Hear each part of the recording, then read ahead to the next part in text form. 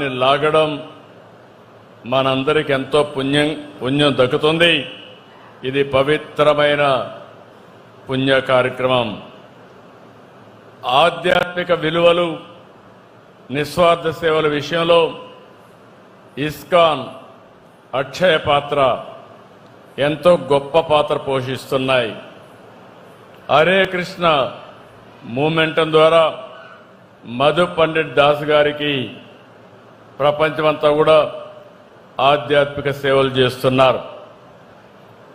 దేశంలోని 16 రాష్ట్రాల్లో 3 కేంద్రపాలిత ప్రాంతాల్లో అక్షయ పాత్ర 25,000కు పైగా ప్రభుత్వ పాఠశాలలో, అంగన్వాడీలో ఆహారం అందించే కార్యక్రమాన్ని, ఒక పవిత్రమైన కార్యక్రమాన్ని చేస్తున్నారు. ఇది ప్రపంచంలో ఎక్కడా జరగలేదు. అక్షయ పాత్ర ద్వారా 25 సంవత్సరాల్లో 500 కోట్ల మందికి ఆహారం అందించారంటే అది ఈ ఫౌండేషన్ యొక్క మహత్యం. ప్రతిరోజు మన దేశంలోనే 23 లక్షల మందికి ప్రభుత్వ సహకారంతో పౌష్టికాహారం అందిస్తున్నారు. ఆధునిక సాంకేతికత, పరిశుభ్రత, నాణ్యత, సమర్థవంతమైన నిర్వహణకి అక్షయ పాత్ర ఒక ఆదర్శం. 2008 నుంచి సేవలు అందిస్తున్న అక్షయ పాత్ర ప్రస్తుతం మన రాష్ట్రంలో 10 సెంట్రలైజ్డ్ కిచెన్స్ ద్వారా 1,83,000 మందికి విద్యార్థులకి పౌష్టికాహార భోజనం అందిస్తున్నారు. మొన్నే అన్నా క్యాంటీన్ వస్తే ఎవరికిస్తే బాగుంటుందంటే రెండో ఆలోచన లేకుండా ఆ అన్న క్యాంటీన్లో భోజనం కూడా అక్షయ పాత్రకు అప్పచెప్పాం. బ్రహ్మాండంగా నిర్వహిస్తున్నారు. నాణ్యమైన భోజనం పెట్టే పరిస్థితికి వచ్చారు. ఇంకో పక్క మధు పండిట్ దాస్ నాయకత్వంలో కొండలో హరే కృష్ణ గోకుల క్షేత్ర ప్రాజెక్టు రూపొందిస్తున్నాం.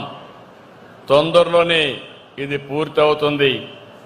పెనుగొండలో కూడా ఒక పెద్ద స్పిరిచువల్ సెంటర్గా తొందరలో నిర్మాణం చేయబోతున్నారు. దీనివల్ల మనం అందరం కూడా గుర్తుపెట్టుకోవాల్సింది, ఇలాంటి హరే కృష్ణ వారి ఆధ్వర్యంలో అనేక దేవాలయాలు కట్టారు. వీరి సేవలో ఐక్యరాజ్య సమితి కూడా గుర్తించింది. వేద సంస్కృతిని, జ్ఞాన భక్తి యోగాన్ని నేటి తరానికి అందించడంలో ఇస్కాన్ పాత్ర చాలా కీలకమైంది. నేను ఎప్పుడూ చెప్పేవాడిని, అమరావతి ప్రజా రాజధాని, అమరావతి దేవతల రాజధాని, ఈ రెండు కలిసిన ప్రదేశం మన అమరావతిని మరొకసారి మీ అందరికీ గుర్తు చేస్తున్నాను. ఇలాంటి ప్రాంతాన్ని మనం రాజధానిగా పెట్టుకున్నాం. హిందూ ధర్మానికి ఈ ప్రాంతం ఇప్పటికే ఒక సాక్ష్యంగా మిగిలింది. అమరావతి రాజధాని ప్రకటించిన సందర్భంలో మీరు చూస్తే దీనికి ఒక స్థల మహత్యం ఉంది. ఆ స్థల మహత్యాన్ని ఇంకా పెంచాం. దేశంలో ఉండే అన్ని దేవాలయాల్లో పవిత్ర మట్టిని, పవిత్ర జలాశయాల్ని అక్కడ పూజ చేసి ఇక్కడ తీసుకొచ్చి ఈ భూమిని పునీతం చేశాం. ఎవరు ఈ భూమిని టచ్ చేయలేరు. అమరావతి శాశ్వతం. ఎవ్వరు కూడా దీన్ని కదిలించలేరని చెప్పి కూడా నేను మీకు తెలియజేస్తున్నా. వెంకటేశ్వర స్వామి